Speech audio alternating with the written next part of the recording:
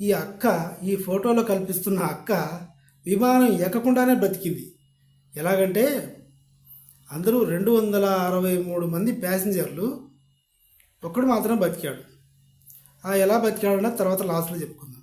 ఈ అక్క మాత్రం ఫ్లైట్ కంపల్సరిగా ఎక్కాల్సిందే, తొందరగా వెళ్ళాలి అంటూ చాలా ఫాస్ట్గానే బయలుదేరింది.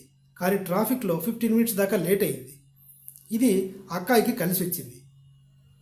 కలిసి వచ్చి ఎయిర్పోర్ట్కి వెళ్ళేసరికి ఫ్లైట్ చలా గయా భయం, ఫ్లైట్ చలా గయా మేడం, బహుత్ లేట్ అవయా అని అక్కడ వాళ్ళు చెప్పారు.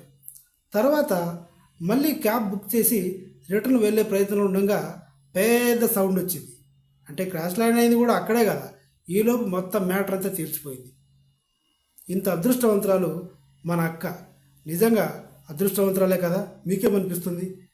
ఇప్పుడు ఈ అమ్మాయి నేను అక్క అని అదని ఇదని ఎందుకు అంటున్నానంటే, జనం ట్రోల్ చేస్తున్నారు, దీన్ని కూడా ట్రోల్ చేస్తున్నారు. ఈ విషయాన్ని కూడా నువ్వు పోయి ఉంటే బాగుండు, ఒకవేళ ఉండడం వల్ల ఎవరికైనా ప్రమాదమేమో, ఎవరినైనా హనీమూన్కు తీసుకెళ్ళి పెళ్లి చేసుకొని ఇలా తప్పుగా చేస్తున్నారు. బట్ ఫన్నీగా అనుకోవడంలో తప్పులేదు.